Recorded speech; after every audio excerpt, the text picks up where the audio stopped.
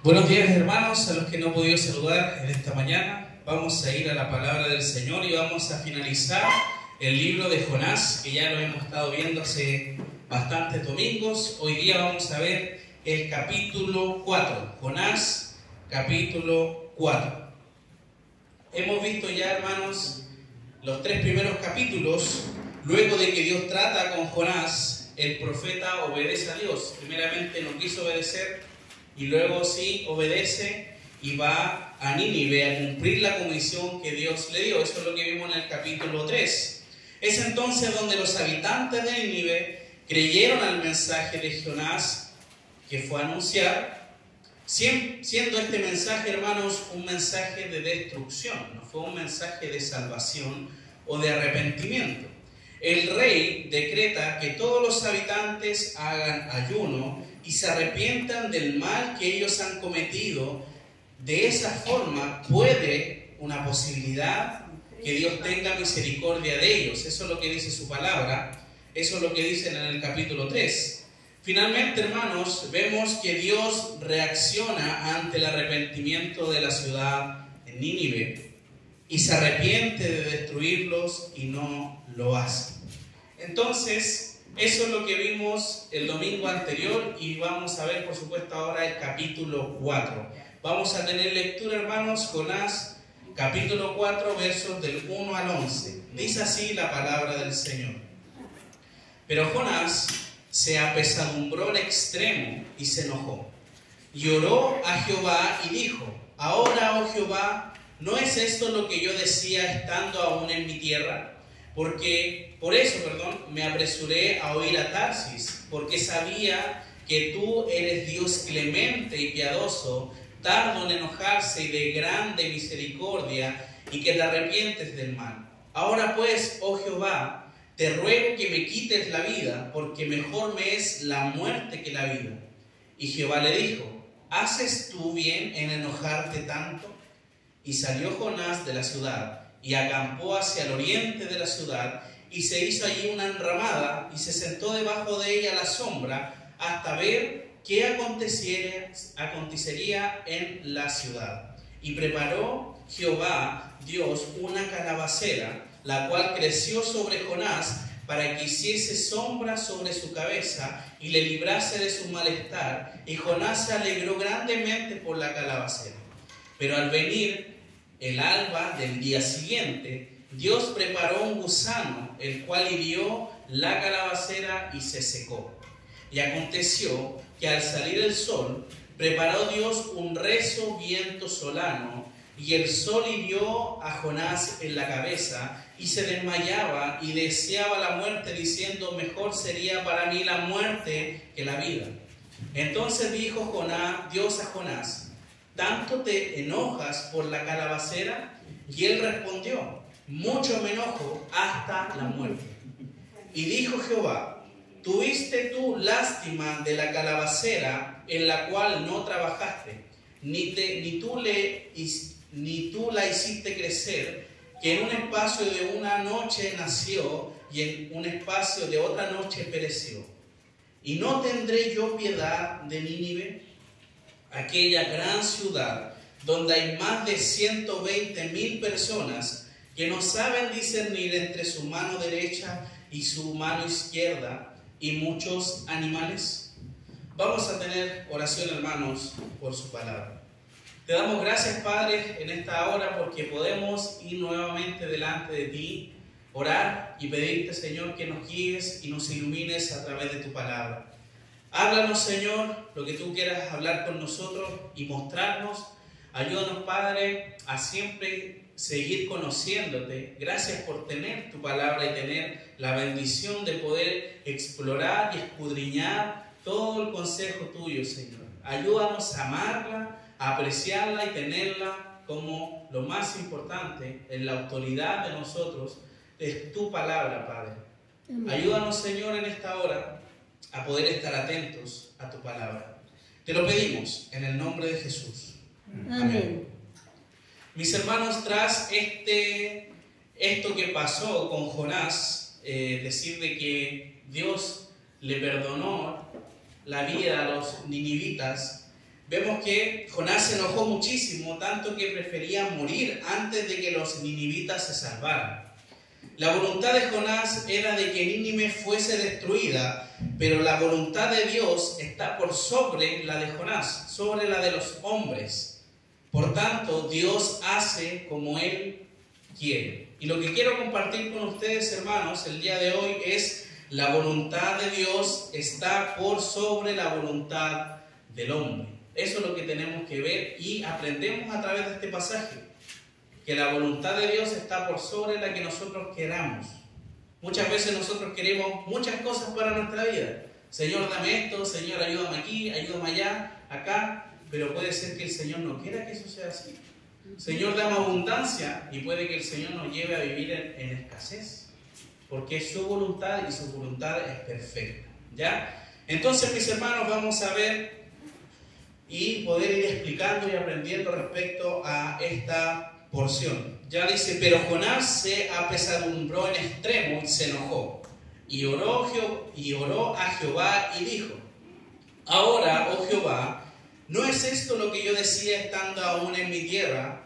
Por eso me apresuré a huir a Tarsis, porque sabía que tú eres Dios clemente y piadoso, tardo en enojarte y de grande misericordia, y que te arrepientes del mal. Eso es lo que dice Jonás ahora. Entonces Jonás se molestó de gran manera, y esa palabra apesadumbrar, hermanos, se refiere a que puso mala cara. Una persona cuando se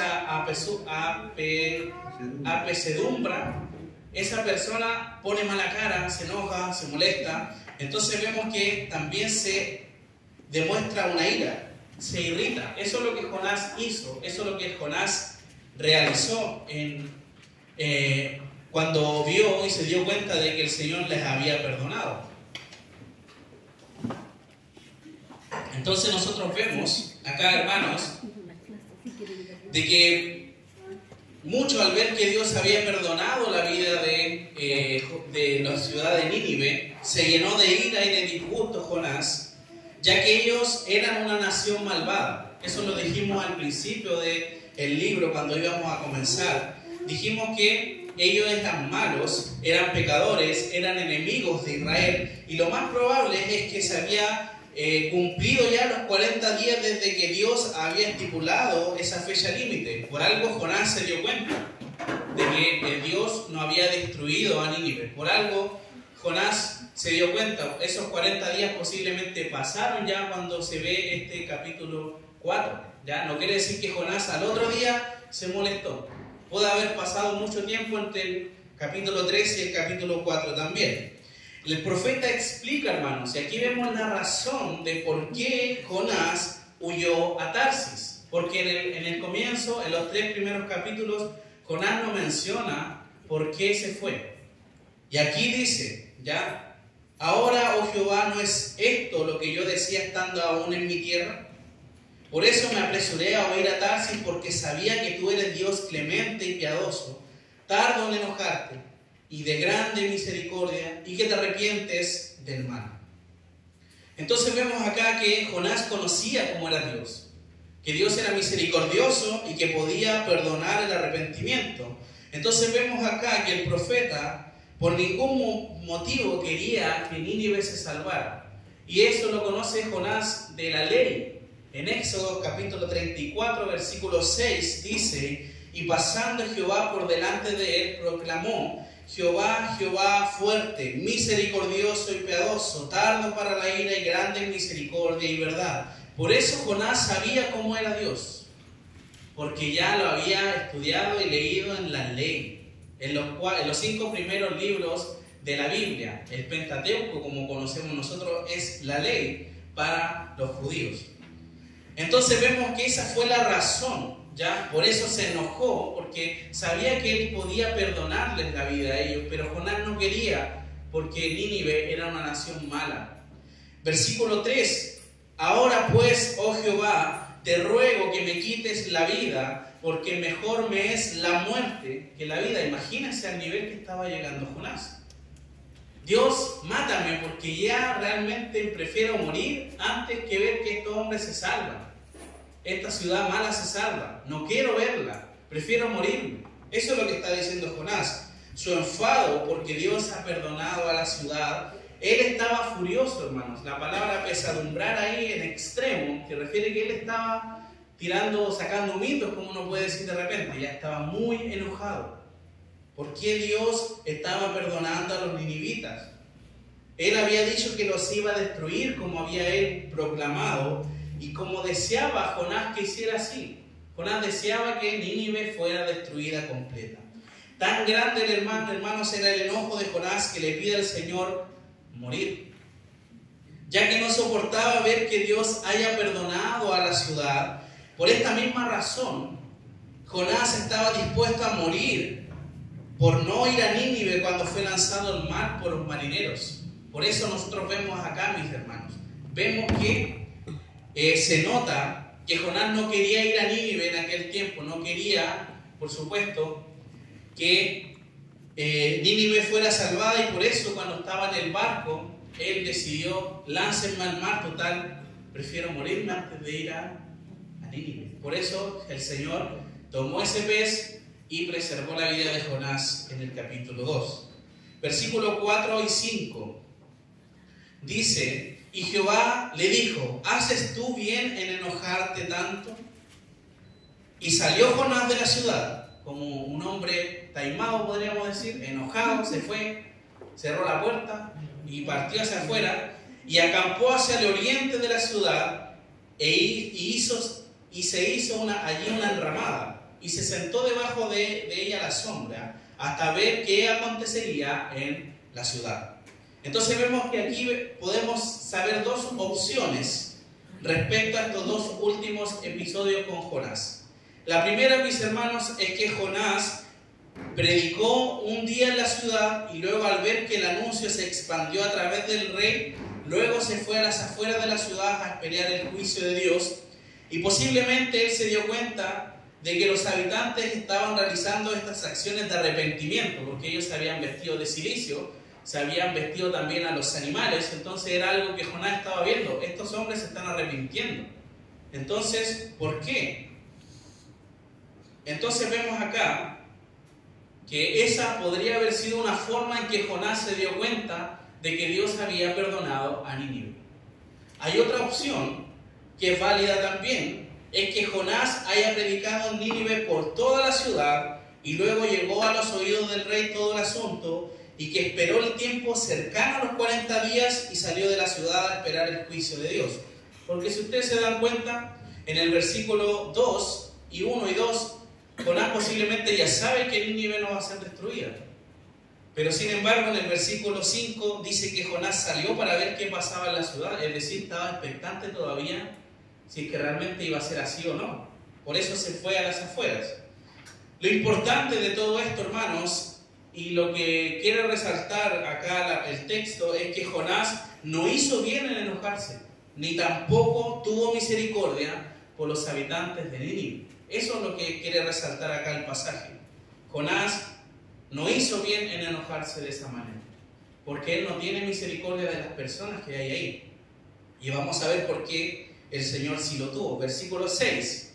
Y preparó Jehová Dios una calabacera. Nuevamente esta palabra preparó.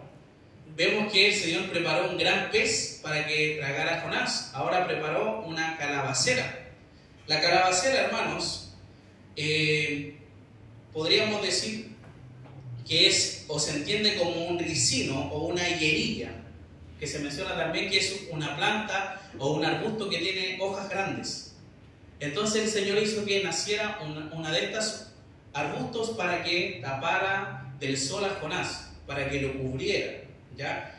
Entonces vemos que esos arbustos tienen hojas grandes y posiblemente era un arbusto único también que solamente fue creado para Jonás. Nuevamente, el Señor preparó esto para Jonás, al igual que el pez. El Señor la formó para que Jonás se aliviara del calor que podía tener y estuviera más agradable en aquel lugar. O sea, el Señor sigue demostrándole misericordia a Jonás. Jonás se enojó y Dios le dijo, ya entonces quémate y muérete en el sol. No, el Dios hizo un arbusto para proteger a Jonás. Imagínense cómo el Señor, aún viendo la reacción de Jonás, sigue teniendo misericordia de él.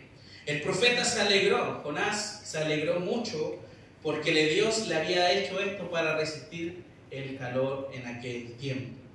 Versículo 7 y versículo 8. Pero al venir el alba del día siguiente, Dios preparó un gusano, el cual hirió a la calabacera y se secó.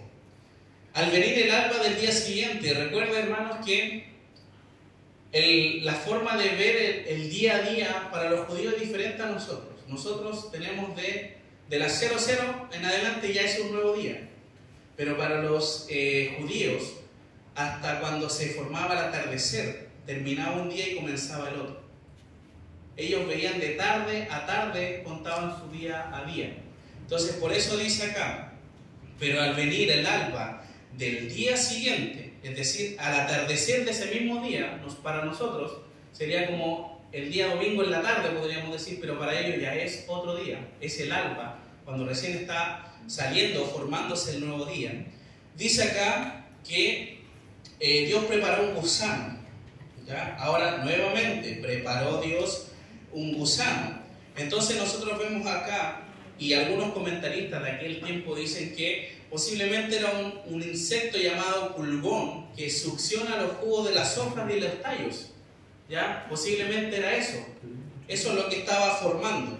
Lo importante es el resultado de esto, hermanos. Posiblemente haya sido el pulgón o haya sido otro insecto formado únicamente para eso. Lo que el Señor quiere recalcar aquí, hermanos, es que Él secó la calabacera, secó este arbusto para Jonás con un objetivo. Luego, al salir el sol, el Señor envió, ¿qué dice? Y aconteció que al salir el sol, nuevamente, preparó Dios un recio viento solano. Nuevamente preparó, nuevamente, Señor, está todo bajo todo su control, todo lo que está pasando con Jonás.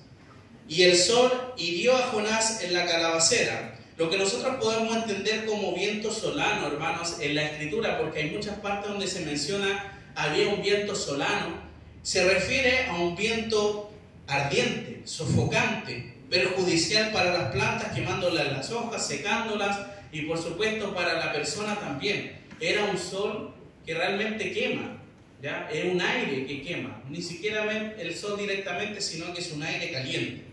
Además de eso, al no tener la calabacera, el sol dañó la cabeza de Jonás. Eso sigue diciendo el pasaje.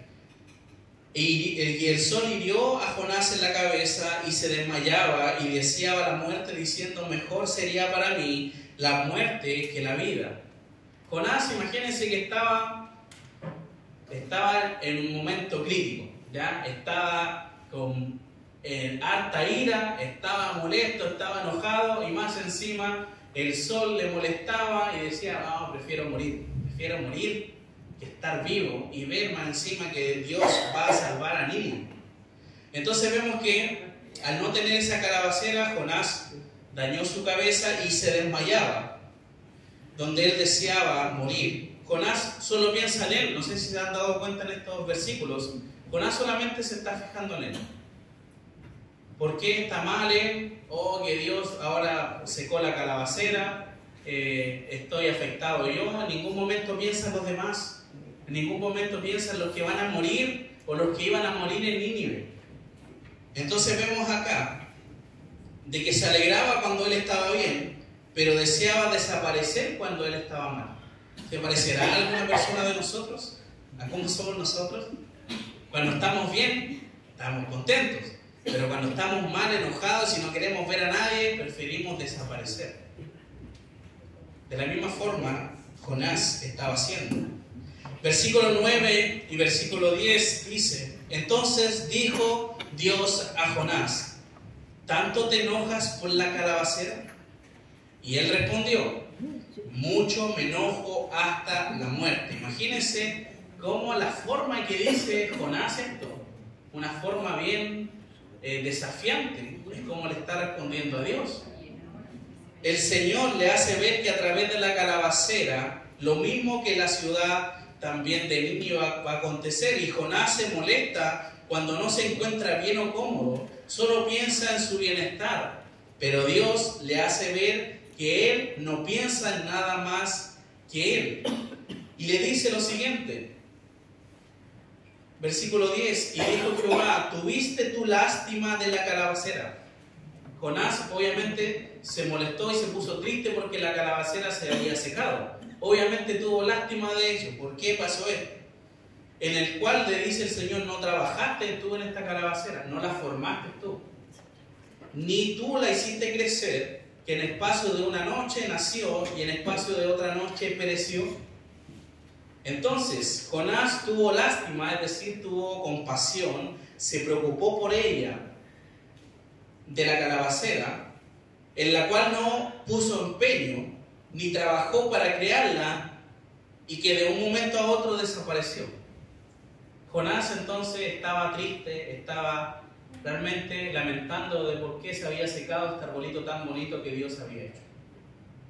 Entonces, versículo 11 es el clímax, es el texto que resume todo lo que pasó Jonás. El versículo 11: y no tendré yo, dice Jehová, piedad de Nínive, aquella gran ciudad donde hay más de 120,000 personas que no saben discernir entre su mano derecha y su mano izquierda, y muchos animales.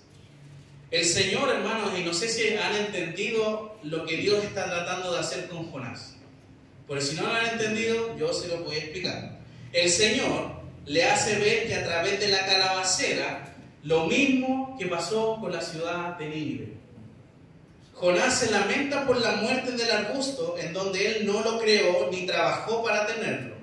Entonces, ¿cómo Dios no va a tener piedad de una ciudad en donde están seres creados a su imagen y semejanza? ¿Cómo Dios va a destruir algo que creó de un momento y lo va a destruir en otro momento? Por eso es lo mismo que a través de esta calabacera Dios está haciendo ver a Jonás. Tú tuviste misericordia de esta calabacera, tuviste pena, pero no estás teniendo pena por toda esta gente que realmente tú querías que yo destruyera. Y Dios le está diciendo: tú no trabajaste para que la calabacera creciera, tú no formaste a los habitantes de Nínive, fui yo. Dios fue quien creó todas las cosas. Y creó a los seres humanos a la imagen y semejanza de Dios. Aunque esas personas fueran malas, habían sido creadas a la imagen y semejanza de Dios. Entonces, ¿Dios cómo va a destruir algo que Él creó? Yo creo que a nadie le gustaría que le rompieran algo que hizo con tanto esfuerzo. Obviamente Dios es todopoderoso, no utilizó tanto para crear, pero me refiero que si yo hubiese creado, no sé, una guitarra, y que venga alguien y me la haga tira, obviamente me voy a sentir mal. O un vehículo, un carro, yo qué sé, que haga algo que me costó hacer y que venga alguien y lo destruya. Eso es lo que está pasando con Dios. Y lo más interesante, hermanos, es que Nínive, el Señor menciona que hay 120,000 personas que no saben discernir entre su mano derecha y mano izquierda, y muchos animales en la ciudad. Eso se refiere, hermanos, a los que no saben distinguir la mano derecha y la izquierda. Es un signo de infancia. Es decir, que hay 120,000 infantes en Nínive, había en aquel tiempo. De forma que el texto está refiriéndose que eran niños que no distinguían el bien ni el mal. Imagínense, ¿cómo voy a destruir a gente que no sabe el bien ni el mal?, dice el Señor. Ciertamente, un tipo de infancia acaba pronto a los 3 primeros años, podríamos decir. Entonces eran eran niños entre 3 a 6 años los que eran 120.000 personas. Pero en el sentido, vemos acá que se calcula que aproximadamente la ciudad de Nínive tenía 600.000 habitantes. Y para que nosotros entendamos un poco, la ciudad de Chillán, hermanos, tiene una población cercana a los 200.000 habitantes. Y la región de Ñuble tiene aproximadamente 480.000 habitantes. No le llegamos ni siquiera cerca de lo que era Nínive en aquel tiempo. Y Dios iba a destruir a todos. Y Dios no lo destruyó porque ellos reaccionaron en arrepentimiento. Entonces vemos, en este caso, ante Dios, no se puede contar los niños que no distingan la derecha ni la izquierda, es decir, el bien o el mal. Esta referencia, mis hermanos, a la multitud incontable de los niños implica una razón fuerte para perdonar la ciudad. Dios es un Dios justo. No podemos decir que las personas inocentes van a tener que pagar las culpas. ¿Me entienden? 120.000 niños, imagínense, en una ciudad, y Dios cómo iba a destruir a ellos. Entonces vemos que Dios se habría visto obligado a destruir muchos niños inocentes al lado de los culpables. Además, había en Nínive muchos animales. Ciertamente habían más vacas que arbustos en ese lugar. Si Jonás tenía razón para enfadarse por un arbusto seco, sería mucho más duro y cruel el tema de la muerte de muchos animales inocentes. Entonces, a través de esto entendemos más o menos cómo es Dios, cómo ha sido Dios con la humanidad. Ha tenido misericordia con todos. No hay nadie que pueda decir, Dios no me ha perdonado o Dios no me ha dado otra oportunidad. Yo creo que hemos tenido ni siquiera una segunda, hemos tenido como ya 8, 9, 10 oportunidades para poder arreglar nuestras cuentas con el Señor, pero siempre volvemos a caer. Pero eso, ¿por qué será? ¿Será porque nuestra fe realmente no es suficiente? ¿O será porque realmente no hemos conocido realmente como Dios? Es algo que tiene que usted consultarse y ver, meditar en todo esto. Entonces, hermanos, como hemos visto ya en este libro, ya este día de hoy vamos a finalizar este libro que habla acerca de Jonás, de la vida de Jonás. Espero que después de haber visto y aprendido en estos 4 capítulos se haya sacado el concepto de cuando uno era chico de que Jonás lo castigaron, no desobedeció y por eso se lo tragó un pez. Porque muchas veces hasta a mí cuando era chico, la profesora de la escuela dominical me amenazó y me dijo, te va a tragar un pez si eres desobediente. Entonces nosotros vemos ahí claramente que hay una teología, un pensamiento antibíblico, ¿ya? ¿Por qué Dios no mandó al pez para que tragase a Jonás porque había desobedecido? Sino, ¿por qué? Para preservar la vida de Jonás, por la misericordia de Dios. Todo el libro de Jonás, hermanos, gira en torno a la misericordia de Dios. Ese es el tema central del libro de Jonás, la misericordia de Dios. Y nosotros, ¿cómo podemos ver o cómo podemos reaccionar ante todo esto, hermanos? Sabemos que esto fue escrito hace muchísimos años atrás. Pero ¿cómo puede eso escrito hace muchos años atrás impactar nuestra vida hoy en día? Muchas veces queremos que Dios cumpla nuestra voluntad. Recordemos, la enseñanza del día de hoy era que la voluntad de Dios está por sobre la del hombre. Pero muchas veces queremos que Dios cumpla nuestra voluntad. Señor, cúmpleme esto que quiero. Señor, ayúdame en esto. Y muchas veces utilizamos textos fuera de contextos de la Biblia diciendo, pero Dios dice en su palabra que lo que le pidamos en su nombre Él lo va a dar. ¿Cierto? No es mentira. Pero ¿qué cosa le estamos pidiendo? ¿Le estamos pidiendo algo para la gloria de Él o le estamos pidiendo algo para nuestra propia gloria?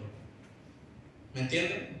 Siendo que nuestra voluntad muchas veces es pecaminosa, porque es así, somos pecadores. Y la voluntad de Dios, mis hermanos, es perfecta y Él sabe por qué hace las cosas. Nosotros muchas veces nos preguntamos y decimos, Dios, ¿por qué pasó esto? Dios, ¿por qué pasó? Si quemó la casa, ¿por qué murieron tantas personas? ¿Por qué hubo este accidente tan grave? ¿Por qué? Porque Dios sabe y trabaja de alguna manera con eso. Hay muchas personas que han conocido al Señor en funerales porque se ha enseñado la palabra de Dios. En un momento triste, en un momento que nadie le gustaría estar, pero Dios utiliza eso para que otras personas le conozcan también. El Señor obra de forma milagrosa, por supuesto, en eso. Hay veces, hermanos, que nos enojamos con Dios al permitir cosas que no nos agradan. Dios, ¿por qué me hiciste pasar por eso? ¿Por qué, Dios, me accidenté, me doblé la rodilla, no puedo seguir trabajando? ¿Por qué, Señor, me pasan estas cosas? Pero debemos entender que esas cosas nos sirven para crecer en madurez, fidelidad y dependencia a Dios. Cuando estamos mal, cuando estamos en el hospital y estemos así en las últimas de morir, ahí nos acordamos de Dios, ayúdame por favor en esto, estoy pasándolo mal. Entonces Dios utiliza estas cosas para que nosotros tengamos un antes y un después. Como les decía el domingo pasado, parece que necesitamos algo terrible en nuestras vidas para que entendamos que debemos ser fieles a Dios. Pero sin embargo, no debiese ser así, no debiésemos reaccionar ante una situación difícil. Solamente al ver la Biblia debiésemos nosotros obedecer. Porque eso es lo que el Señor pide de nosotros, obediencia. Posiblemente, hermanos, hemos vivido situaciones en donde una persona, sea creyente o no, nos ha hecho algún daño. Yo creo que todos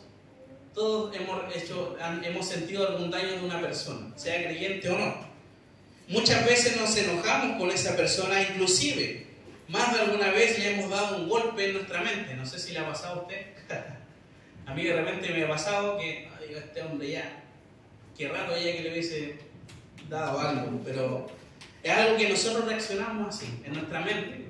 ¿Ya? En nuestra mente ya le hemos pegado como 3 veces por alguna situación, pero no, obviamente no lo llevamos a hacer. Entonces vemos, Dios nos manda a amar a nuestros enemigos, y ahí uno queda así, pero ¿cómo lo voy a hacer? ¿Cómo voy a amar a esta persona que me ha hecho la vida imposible, o que me ha hecho tanto daño? Pero Dios nos dice, ama a tu enemigo, porque Dios nos ama a nosotros todos los días. Y nosotros somos peores que nuestros enemigos. Nosotros somos peores que hacerle la vida mal o la vida imposible a una persona. Porque nosotros todos los días le fallamos a Dios. Pero Dios todos los días nos sigue perdonando. Y todos los días nos sigue demostrando el mismo amor desde el principio. Su amor no cambia. Y por eso nosotros debiésemos amar a esa persona. No quiere decir que el amor se refiere a andar abrazándola, a darle besitos, no. Se refiere a arreglar las cuentas posiblemente. Si esa persona tengo que conversar con ella y decirle, ¿sabes qué? Pasa esto, quizás hace muchos años atrás, pero todavía tengo esto en el corazón, hay que hacerlo. De esa forma arreglamos, tenemos comunión los unos con los otros. Entonces vemos acá que muchas veces demostramos misericordia con el mundo, pero no demostramos misericordia entre hermanos dentro de una iglesia. Yo creo que todos nos duele el corazón cuando vemos la Teletón. ¿Sí? Cuando vemos la Teletón decimos, Señor, ¿por qué pasan estas cosas? Señor, mira esto aquí. Y somos misericordiosos y damos y aportamos y estamos acá, o de repente pasa alguna cosa, hacemos esto, demostramos la misericordia, etc. Pero con las cosas del mundo, no digo que esté mal, pero me refiero, son cosas del mundo. Pero ¿qué más sería con los hermanos de la iglesia? ¿Demostramos la misma misericordia? Hay un hermano que le pasó algo, un accidente. ¿Somos capaces de, aquí hermano, tienes todo? O decimos, vamos a estar orando? Esa es la excusa universal de todos los creyentes, decir, vamos a estar orando. Y así se complementa todo, se le ayuda en general a la persona. Muchas veces demostramos, como les dije, misericordia al mundo. Y no demostramos misericordia entre nosotros mismos, hermanos. Y eso es lo que necesitamos. Ser ejemplo aquí para ser ejemplo afuera.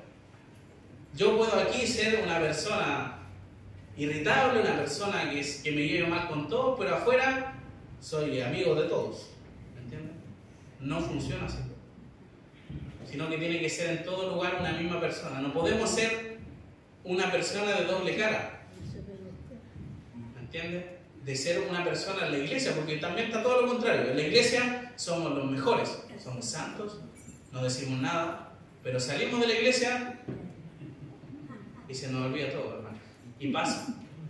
No digo que a ustedes les pasa, a mí me pasa, a todos nos pasa, porque somos pecadores, porque le fallamos a Dios siempre. Finalmente, el Señor puede utilizar lo peor del mundo para que nosotros entendamos que su voluntad es por sobre la nuestra. ¿Ya? El Señor utilizó la vida de Jonás, la vida de los ninivitas, que eran terribles, para hacerle ver de que su voluntad está por sobre la de Él. Está bien que nosotros seamos hijos de Dios, pero eso no es un sinónimo de que Dios nos va a dar todo a nosotros. Nosotros tenemos que entender de que somos siervos inútiles delante de Dios. Porque lo que teníamos que hacer, eso hacemos. Y ni siquiera decir que somos siervos útiles por haber hecho estas cosas, sino que seguimos siendo inútiles para Dios.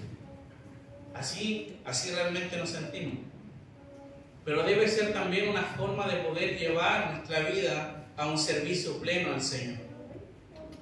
Hermanos, muchas veces nosotros tenemos planes en nuestra vida, nuestra voluntad gira en torno a muchas cosas. Todos tenemos vidas diferentes. Pero déjeme decir que todas esas cosas que nosotros planificamos, y si Dios no está en el centro de esas cosas, no sirven de nada. Es como el amor. Si yo tengo esto, muchas cosas, pero no tengo amor, ¿de qué me sirve? No me sirve de nada. Y es así, hermanos, lamentablemente. El creyente debe proyectarse con el Señor. Si el Señor lo permite, vamos a hacer esto. Si el Señor lo permite, haremos esto, aquello. Porque nuestra vida, dice ahí en Santiago, es como la neblina, que sale en la mañana y después se desvanece. Es así la vida de la persona. No podemos pensar que vamos a ser eternos. ¿Qué legado estamos dejando nosotros a nuestros hijos, a nuestros nietos? ¿Estamos dejando un legado de ser buenos creyentes? ¿O estamos dejando un legado de... Lamentablemente, hermanos, y es una experiencia mía que he vivido, no tuve ningún abuelito o abuelita en mi vida que me guiara al Señor. Me hubiese encantado que hubiese sido así. Pero hoy en día hay gente que es así. Vemos la misma escritura, la abuelita de Timoteo y su mamá guiaron a su hijo al Señor. ¿Qué estamos haciendo nosotros? Nuestros hijos, nuestros nietos nos van a recordar cómo mi abuelito o mi papá o mi mamá me llevó al Señor. Desde chiquitito me enseñó de la palabra, o realmente viví mi vida nomás y iba de repente a la iglesia. Eso debemos evaluar. ¿Cómo estamos nosotros con el Señor? ¿Estamos bien? ¿Necesitamos de Él? Yo creo que todos necesitamos, hermano. Yo más que nunca necesito del Señor en muchas cosas. Y como todos necesitamos ir delante del Señor y pedir perdón por muchas cosas. Y por sobre todas las cosas, desear, como es la oración que el Señor enseñó a sus discípulos, que se haga la voluntad de Dios. Que se haga tu voluntad en vez de mi voluntad, Señor. Y de esa forma vamos a vivir descansando en Dios. Si Dios permite que nos vaya bien, gloria a Dios. Si Dios permite que estemos sufriendo, gloria a Dios. Si Dios permite cosas en nuestra vida, debemos llevarnos nosotros a eso. Si lo está pasando mal, lea el libro de Job. Hay un hombre que lo va a pasar y lo ha pasado mucho más mal que usted. Pero él siempre buscando al Señor, y vemos cómo la fidelidad de Job ayudó a que él tuviera lo mismo e inclusive mucho más de lo que tenía antes. Esa es la fidelidad de Dios. Dios, hermanos, si nosotros solamente fuéramos obedientes a Dios en las cosas que nos dice, seríamos otro tipo de creyentes. Nos falta la obediencia, nos falta la fidelidad, pero con la ayuda del Señor podemos hacerlo, hermano. Aquí nadie es perfecto. Yo no soy perfecto, yo no soy una persona que diga, aquí ustedes son los únicos que tienen que cambiar. Yo primeramente tengo que cambiar en muchas cosas. Y soy pecador igual que ustedes. Soy una persona inmadura igual que ustedes. Y necesito ir madurando en el Señor. Pero que su palabra nos ayude, hermanos. La voluntad de Dios está por sobre la del hombre. Recuérdelo siempre. La voluntad de Dios es perfecta. Y si Él permite algo en nuestra vida, es porque es lo mejor. Que el Señor nos bendiga, hermanos. El texto para finalizar va a ser el 10. Perdón, el 11. El 11. Vamos a orar. Te damos gracias, Padre, por una vez más haber estudiado un libro de tu palabra. Durante estos 4 domingos hemos sido edificados en poder ver la vida en la que estuvo implicada Jonás, en la que tú siempre estuviste ahí, guiando y preparando varias cosas para que se cumplieran tus propósitos, tu voluntad, Padre. Te agradezco, Señor, por permitirme el privilegio de enseñar tu palabra. Te pido que mis hermanos lleven esto a la práctica, Señor. Que lo recuerden, que no sea algo que aprendieron hoy día y el día de mañana ya se nos olvide, Señor. Ayúdanos a retener tu palabra y que quede en nuestras vidas y que hagamos nuestras acciones para tu gloria, Señor. Te damos gracias en el nombre de Jesús. Amén.